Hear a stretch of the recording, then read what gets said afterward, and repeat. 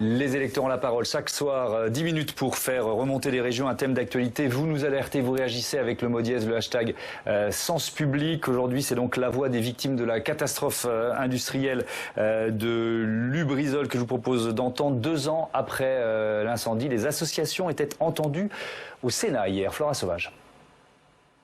Après l'incendie sur le site industriel de Lubrizol à Rouen, le Sénat avait mis en place une commission d'enquête. 1 an après la remise de leur rapport, les sénateurs ont accueilli mercredi les associations de victimes. Mais 2 ans après le drame, le compte n'y est pas. Moi, je suis asthmatique. Suite à cet incendie, mon état s'est dégradé. Aujourd'hui encore, tous les 3-4 mois, j'ai un traitement d'urgence à refaire pour essayer de stabiliser mon asthme. Les associations dénoncent l'inaction de l'État. Nous sommes seuls en fait. Vous avez compris qu'on nous avait abandonnés, que la stratégie qui avait été adaptée par l'industriel et aussi par notre gouvernement, puisque finalement il a fermé les yeux, il a laissé cette stratégie se mettre en place alors qu'il a les compétences pour vérifier que l'industriel était en train de lui mentir. Dans son rapport, le Sénat avait formulé une 40aine de propositions allant du renforcement de la prévention du risque et de la gestion de crise à une meilleure application du principe de précaution.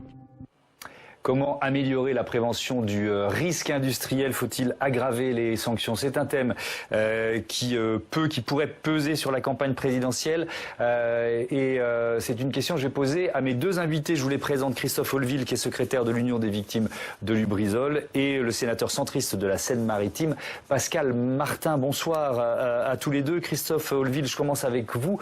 Vous étiez au Sénat hier pour cette audition, ce droit de suite en fait qu'ont exercé les sénateurs. D'après vous, est-ce que le gouvernement et les parlementaires, les sénateurs, ont pris la mesure de ce risque que vous avez vécu il y a 2 ans? Est-ce qu'il y a eu un changement, une prise de conscience depuis? Très honnêtement, nous avons témoigné hier, effectivement, avec mes collègues. Est-ce qu'il y a eu une prise de conscience? Est-ce qu'on a tiré toutes les bonnes leçons, effectivement, de cette catastrophe de Lubrizol? J'ai envie de vous dire, malheureusement, non. Et tout particulièrement en ce qui concerne les risques industriels. On parle beaucoup de prévention du risque. Je suis intervenu hier, tout particulièrement à ce sujet. Je pense qu'il faut, à un moment ou à un autre, ouvrir les yeux, prendre le mal à la racine. La loi a été confortée effectivement en ce qui concerne les entrepôts et les sites Seveso à risque ces derniers temps. Le problème, c'est qu'on peut avoir le meilleur des lois, on peut, comme je l'ai dit hier, ajouter des tas de lignes de loi et d'obligations pour ces propriétaires de sites. Le problème, c'est que parmi eux, il y aura toujours des brebis galeuses, c'est-à-dire des gens qui, quoi qu'il arrive, ne respecteront pas la loi. Alors pourquoi ils ne respectent pas la loi? Déjà, ils mettent en danger leurs propres employés, ils mettent en danger la population, mais pourquoi ne respectent-ils pas la loi?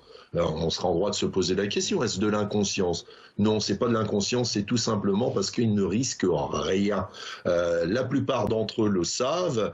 À chaque fois qu'effectivement ils sont en infraction, on leur inflige des amendes en général qui sont aux alentours de 1 500 €. Je l'ai dit hier, prenons le cas de Lubrizol. Lubrizol fait 1 milliard de chiffre d'affaires grosso modo à Rouen chaque année.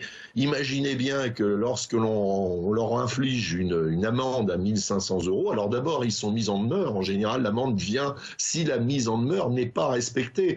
Imaginez bien que quand on leur inflige ce genre d'amende, je pense que très honnêtement, j'arrive à me demander si ça fait une ligne comptable dans la comptabilité de l'entreprise. Je reviens vers vous tout de suite. Je reviens vers vous tout de suite, Christophe Holvil, mais je voudrais entendre le sénateur Pascal Martin là-dessus. Effectivement, je rappelle le contexte de l'audition d'hier. Le Sénat a fait jouer son droit de suite après le rapport de la commission d'enquête sur les risques industriels. Qu'est-ce que vous répondez à Christophe Holvil sur cette question des sanctions qui effectivement semblent, pardon du terme, mais ridicules?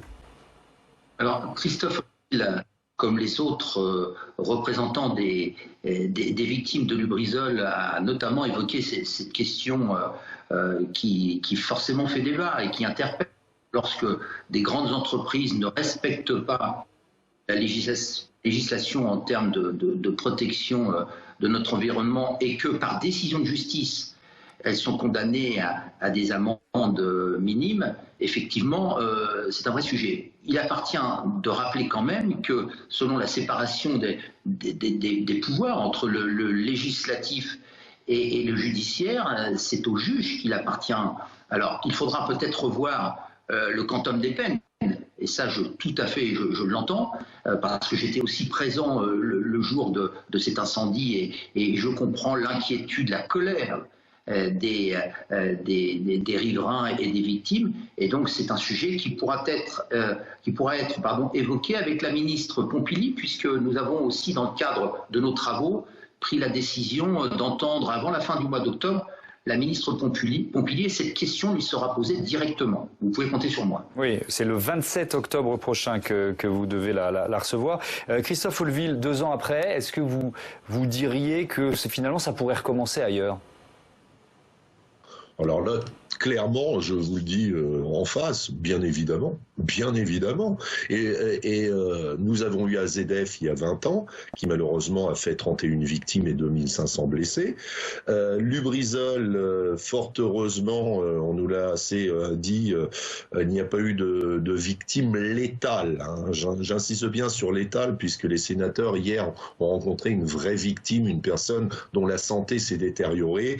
Et bien sûr, on a encore des tas de doutes, effectivement, sur la santé future de toutes celles et ceux qui ont été en contact avec cette pollution. Mais clairement, vu l'état actuel des choses, vu effectivement certains récidivistes dans le domaine, bien entendu, j'ai envie de vous dire, je ne peux pas vous dire quand, dans 1 heure, dans une semaine, dans un mois, dans 1 an, dans 10 ans, à un moment ou à un autre, attendons-nous, effectivement, en France, vu effectivement ce manque de contrôle aussi, un manque évident d'inspecteurs pour mener les contrôles, attendons-nous un jour au pire. Et je pense que j'ai envie de vous dire que Lubrizol était un entraînement. Hein. On parle maintenant effectivement de rapports après les catastrophes, mais c'est bien tout ça, bureau d'enquête après une catastrophe, mais il faudrait surtout effectivement éviter qu'elle n'arrive. On sait que le risque zéro n'existe pas, mais là clairement, on n'a pas mis tous les atouts dans la bonne main pour que un jour les Français ne pleurent pas en regardant leur écran de télévision en voyant une catastrophe, pourquoi pas un jour comme celle qu'ont pu vivre les habitants de Beyrouth. Pascal Martin, sur cette question du contrôle, Christophe Houllevielle parle de brebis galeuses, c'est ce qu'il disait en ouverture de cette séquence. Est-ce que après Lubrizol, les contrôles ont été renforcés? Est-ce que ces sites, ces vaisseaux sont plus transparents aujourd'hui? Alors, en de prévention, il appartient aux services de l'État de contrôler. Ce sont les inspecteurs des installations classées.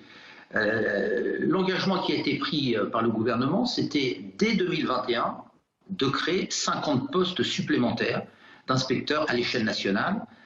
Malheureusement, sur le budget 2021 de l'État, seuls 20 postes ont été créés, donc il en manque 30 à minima. Et donc là encore, il faudra renforcer ces contrôles, il faudra aussi insister sur ce qui fait cruellement défaut, c'est cette culture du risque auprès des populations, sensibiliser les élus.